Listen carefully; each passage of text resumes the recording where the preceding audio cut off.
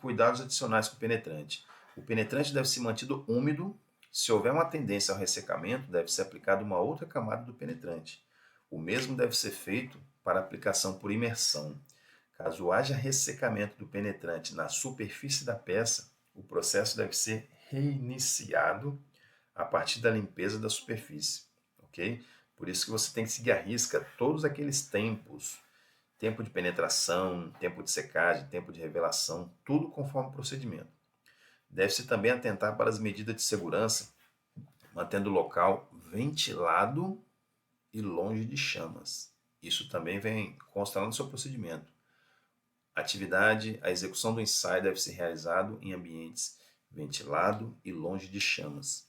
A aplicação de penetrantes fluorescentes não deve ser feita na cabine de luz negra, pois pode contaminar o ambiente, ou seja, você vai inspecionar com líquido penetrante fluorescente. Vai aplicar normalmente fora do ambiente escurecido, tá? Você só vai entrar no ambiente escurecido para identificar a descontinuidade, beleza?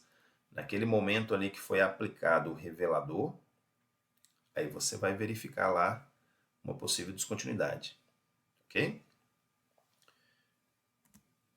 A remoção do excesso é uma das mais importantes etapas do ensaio. O penetrante deve ser removido da superfície de forma eficaz, tornando-se o devido cuidado para não remover o penetrante dentro da descontinuidade. Então, o que acontece? Você tem que limpar a superfície, remover o excesso, mas ao mesmo tempo ter cuidado para não remover o líquido que está dentro da descontinuidade, tá? Você tem que remover de forma que não retire o líquido de dentro da descontinuidade, mas de forma também que a sua superfície fique isenta de líquido penetrante. Porque se você deixar uma manchinha de líquido penetrante, quando você jogar revelador, imagine líquido penetrante cor vermelho, você não fez uma limpeza adequada na superfície da peça, não fez uma boa remoção do excesso e você aplicou revelador. O que vai acontecer? Todo aquele resíduo de líquido penetrante que ficou na superfície vai aflorar, vai formar um fundo chamado background, ou seja, vai provocar um manchamento para você, e esse manchamento pode atrapalhar a sua percepção de uma descontinuidade com pouca definição que tiver ali na superfície, ok? Então, método de remoção nós temos método A, método B, método C e método D. Método A de água, B de lipofílico, C de solvente e D de hidrofílico. O método B e o método D são métodos de remoção pós-emulsificável. Tá? Antes de você aplicar a água ou solvente para remover, você vai utilizar um emulsificador para poder quebrar essas moléculas, quebrar essa tensão superficial dessas moléculas, para depois ser facilmente retirado pela água ou pelo solvente. A remoção do excesso, método A, é pela água. O penetrante, quando entra em contato com a água, forma um gel viscoso que se desprende da superfície, facilitando sua remoção. Mesmo de fácil aplicação, esse método proporciona um alto nível de sensibilidade. A água é um método de remoção que você tem que tomar muito cuidado. Você não pode ficar muito molhando a sua superfície, que você pode acabar retirando líquido penetrante de dentro da descontinuidade, tá? Então não pode ser um jato com muita pressão. Você não pode posicionar ali, ó, a água caindo exatamente ali, ó, na inclinada, na vertical da peça. Tem que ser um pouquinho inclinada. Você tem que formar um ângulo adequado aí. A pressão tem que ser regulada conforme, olha a orientação. A pressão máxima da água tem que ser de 50 PSI, recomendado 30 PSI. Ou seja, você tem vamos supor que você tem uma mangueira que está sendo transportada água, precisa ser transportada uma água de baixa pressão. Baixa pressão. A temperatura da água não deve exceder a 43 graus Celsius. Utiliza-se jatos em forma de spray e não sólido. Então aí já te dá uma dica muito boa. Evita jatos em forma de sólido, tá? E sim em forma de spray, aquele banhozinho, né? Aqueles pinguinhos Você vai jogando ali em forma de spray. Não esfregar a peça com pano molhado enquanto se aplica o jato de água. Deixa somente a água. Deixa a água lavando ali, desprendendo aquele líquido penetrante. Então, qual vai ser o posicionamento? Você está utilizando a mangueira de água, qual vai ser o posicionamento? Nunca 90 graus. Posiciona ali em torno do 45 graus, ok? Um ângulo de contato aí de 45 graus, conforme mostra a figura. E jato de pressão menor do que 50 psi. Ok, nós temos aí uma superfície rugosa. A primeira ilustração aí mostra uma boa remoção do excesso. A segunda já mostra que não foi boa a emulsificação, já mostra resíduos de penetrante.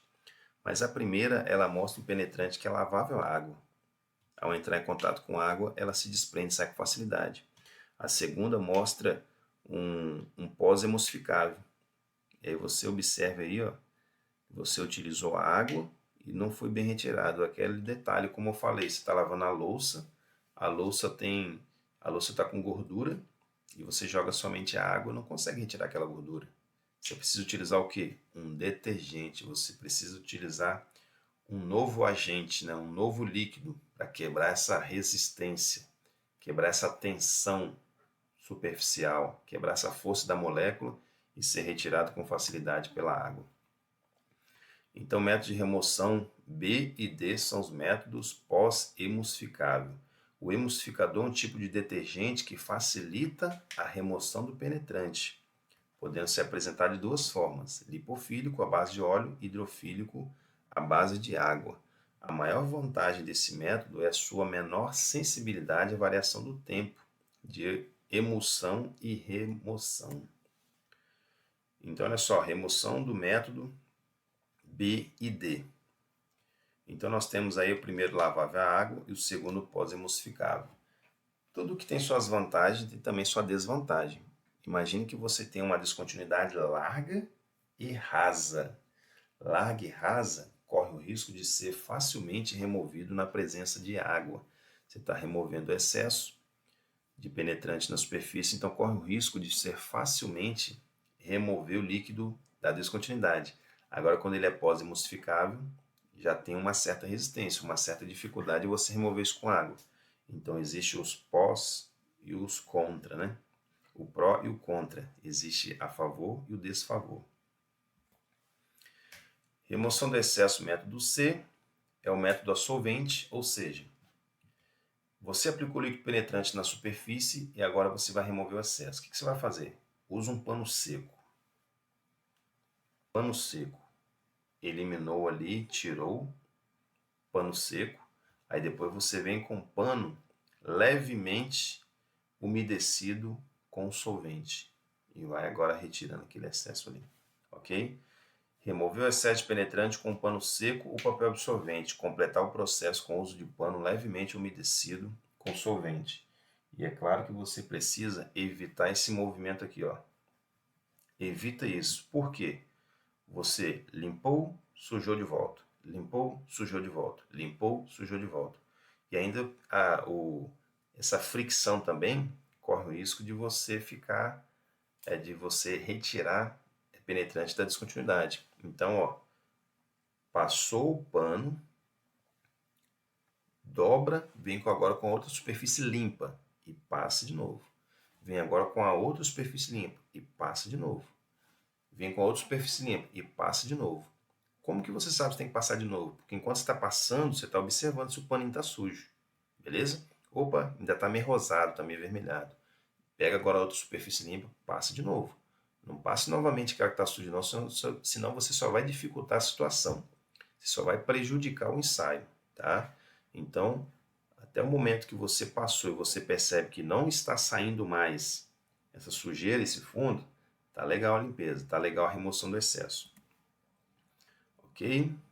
Então, o pano utilizado não deve soltar fiapos. Evite panos que solte fiapos. Olha aí, ó. 2 exemplos quando a superfície não está limpa. Primeiro exemplo, o pano ele está com vestígio de penetrante. O segundo, ele está sem vestígio de penetrante, constando que a superfície está limpa. Agora, o método de remoção de solvente com penetrante fluorescente. Como que eu sei que a peça está limpa ou ela ainda está com vestígio de penetrante? Pelo método fluorescente. É só você ir na sua cabine escura e trabalhando com a lâmpada de luz negra, você vai observar. Se tiver algo fluorescendo na sua superfície, é porque tem vestígio penetrante. Caso contrário, da segunda opção aí, ó, da segunda ilustração, a superfície está isenta de vestígio, ela está limpa. Secagem é o tempo necessário para você que também precisa aguardar conforme o procedimento. Se a remoção do excesso penetrante for executada a seco ou com utilização de solvente, a superfície estará seca e pronta para a aplicação do revelador. Caso a limpeza for feita utilizando-se água, a peça deve estar seca antes de aplicação do revelador à superfície. Geralmente é um tempo de 5 minutos, mas a orientação é que você siga o que está no seu procedimento. A aplicação do revelador. Antes de aplicação do revelador, deve-se aguardar o tempo de secagem, que foi falado no slide anterior, em função da etapa anterior, que é a remoção do excesso de penetrante. Ok, aguardou o tempo de secagem, agora vamos aplicar o revelador. O revelador deve ser aplicado sobre a superfície, conforme o tipo de revelador escolhido no procedimento. Então tem que ser uma aplicação fina e uniforme, tá?